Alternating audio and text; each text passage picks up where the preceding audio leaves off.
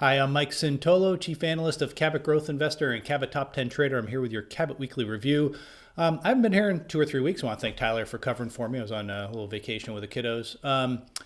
A lot has changed in sort of the real world, but not a lot has changed in the market. I mean, actions speak louder than words, and in Cabot Growth Investors model portfolio, we're still about two-thirds in cash, and we have been for a few weeks, and we've probably averaged more than 50% cash, I think, since the start of December, that sort of thing. And today, the primary evidence remains down. I mean, the most stocks are trending down, most indexes are trending down, the growth funds are trending down. So we're, not in a hurry per se to put money in sort of into the meat grinder. Now, with that said, and it's kind of most people sort of shrug this off, but I am seeing the thing that has changed the last couple of weeks. More and more secondary evidence is looking better. Now, secondary evidence is inexact. It can be early. It can be wrong. But the fact is you are seeing sentiment get much worse. This week, the Investors Intelligence Survey, which is kind of the granddaddy of surveys, went more bears than bulls. Not an automatic buy signal, but usually something that's a good feather in the cap for the bulls, so to speak.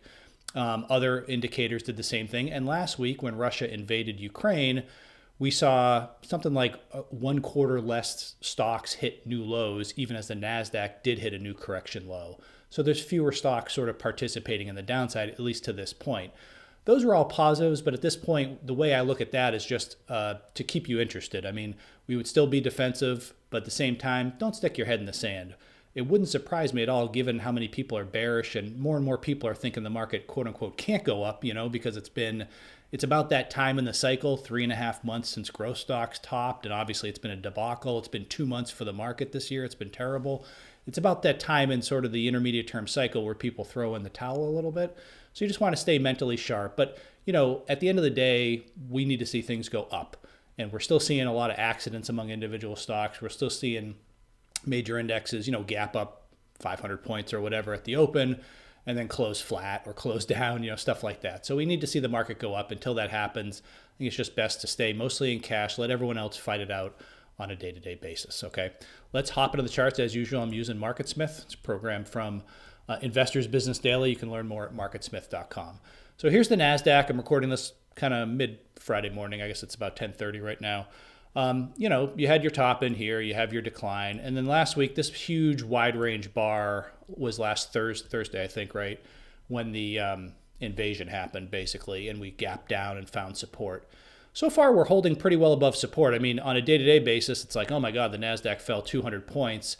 And don't get me wrong, that's not nothing. But at the same time, looking at the chart, it's just kind of sort of in this post, bounce phase. We'll see how it plays out. More important to me, though, was if you look at this 25-day moving average, without getting in the weeds, for our intermediate term trend models, we basically need to see the index get above here and for the moving average to turn up, which basically means you're higher than you were 5 weeks ago. So we actually kind of came close, believe it or not, this week. We needed to see a couple of good days. Get the pen back up. You need to see a couple of good days, no doubt. But at the same time, obviously it got rejected there. Some other indexes are looking a little bit better. I don't want to say they look great or anything like that. I'm not trying to sugarcoat it. This is the IWM. You can see, though, it did kind of technically get above that line. The line sort of turned up. You got to use a little discretion. I mean, it really wasn't doing anything. But, if we had popped higher from there, hey, maybe you had something to work with. But right now, it's just still trying to build the bottom. Same thing with mid caps, a little bit more resilient than the big caps, but still trying to kind of etch out this bottom. We'll see if it can hold on. Ironically, now we are seeing strength. Actually, you know what? Before we leave that, let me just show you this, just to flag it for you.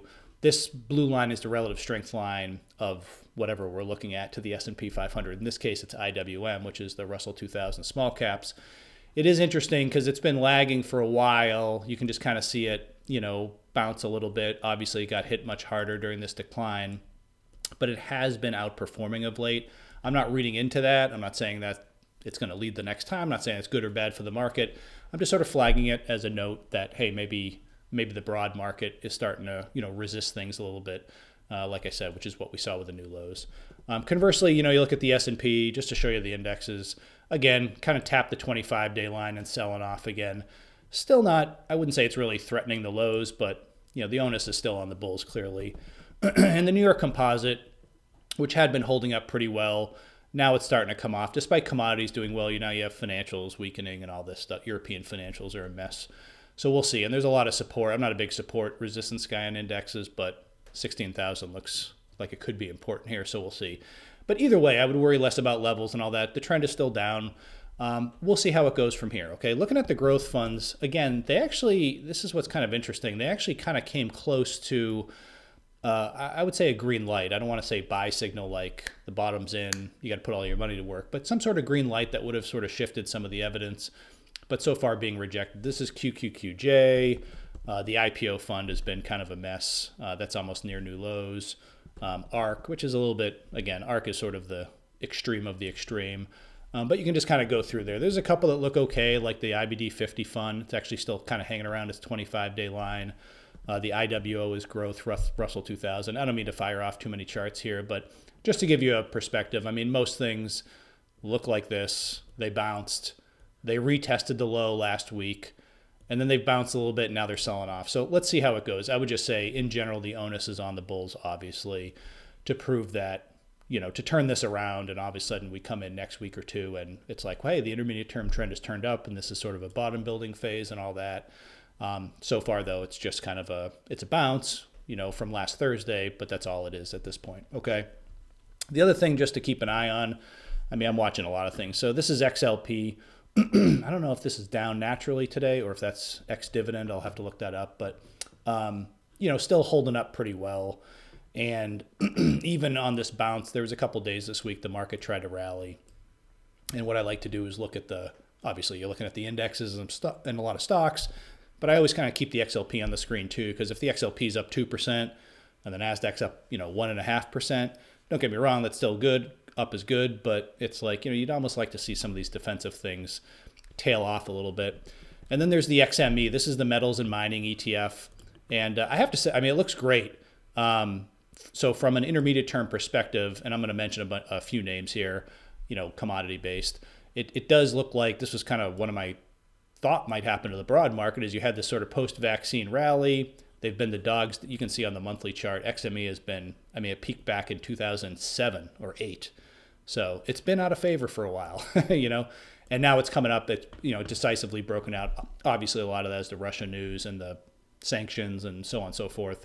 But just looking at the chart, it does look like, if you do get kind of maybe a 1 or 2 week pullback, there's some calming down of the war, ceasefire, whatever.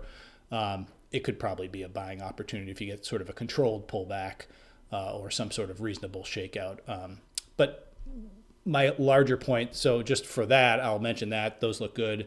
But when XLP and XME, and there's been some strength in like defensive healthcare, are sort of your best performers, again, it kind of reinforces the view that they're either later stage or defensive names. So I would just be, careful. It's okay if you want to trade some of them, but it's clearly not usually what bull markets are born of, at least at this point. The other thing I would just mention is we're still seeing a lot of accidents. I don't want to sound too negative because actually on the Slack channel that I do with a few others, the Cabot editors, I feel like I'm sort of like, well, the market's got some positive divergences and I get shot down. So I actually kind of think, you got to keep your eyes open for it.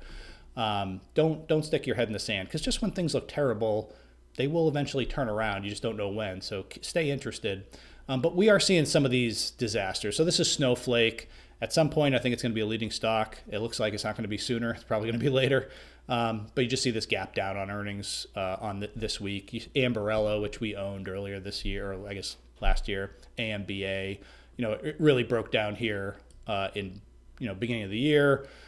Tried to bottom out, reported earnings, got clomped another 30% or whatever it was. What else? Viva, which I'm not keying off like Viva anymore. I don't think it's been a leader for a while. But again, you're just seeing more and more of these accidents, as I like to say, or some guy I used to talk to called them that. Just more and more of these accidents. There's not a lot of stocks that are reporting and just popping higher, at least in growth land. So, that's just another thing. In terms of short term, I know I'm throwing a lot at you, but I'm just trying to tell you what's on my mind. I haven't talked to you guys in 3 weeks here. In the very, very short term, when it comes to growth, I'm just keeping an eye on, not trading these things. There's been a handful of names, this is Carvana, that have been total disasters. You can see 376 to 100. Just a mess.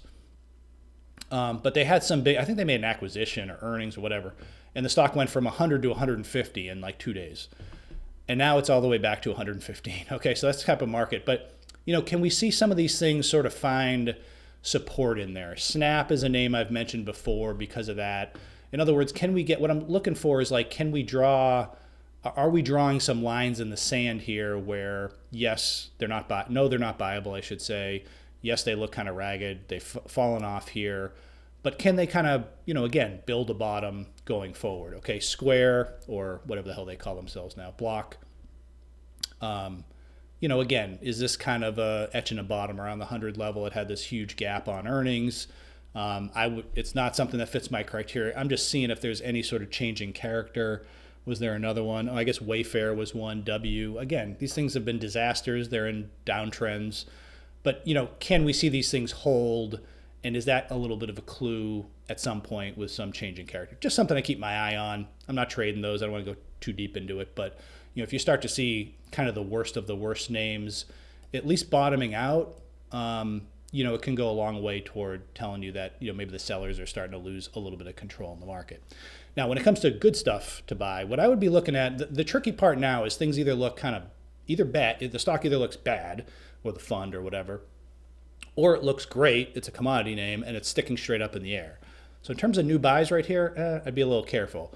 But if you're looking to do stuff, I'd be looking for names that really exploded higher on huge volume very recently, meaning the last week or two, and haven't been running higher for 4 months or whatever, and then look for pullback. So this is Occidental Petroleum, OXY.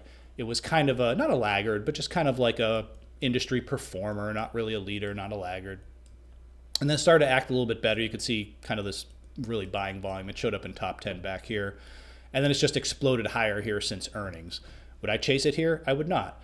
But let's see, maybe one day oil prices are down $10 or something like that, and you get a little bit of a pullback, or maybe you get some sort of flag up here for a couple of weeks that could be buyable.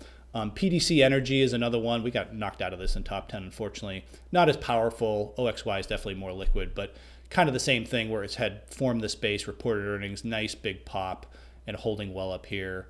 A little bit of a smaller one in that same theme. Chesapeake Energy, this was a top pick in top 10. Again, it kind of did nothing. These are the natural gas plays generally haven't done as much as like the oil heavy plays. So it didn't do anything for 4 months. And now you can just see this nice volume cluster. Same thing, free cash flow, prices are up, that sort of thing. I would rather try to play it. This one's not as extended, but you get, I'm not going to give you a specific price, but you try to get a little dip, a little pullback, a little cooling off, a little bit of hitting some of the late buyers sort of thing would be kind of interesting. And then you got like coal. This is Arch. This was also in top 10. Has just gone vertical. But again, it's kind of coming out of this basing structure, very extended here.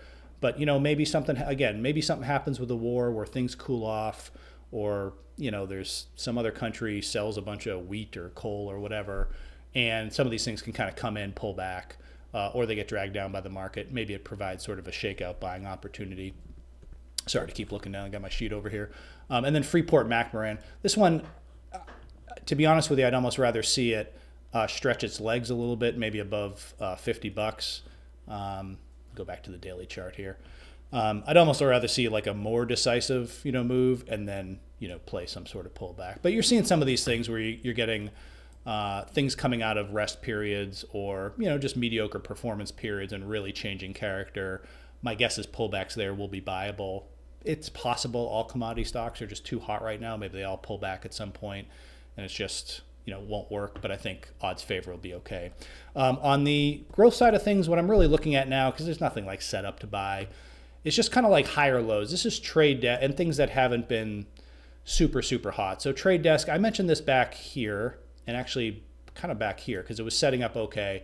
It crashed kind of with the market here, but net, you can see it hasn't done anything for about a year now.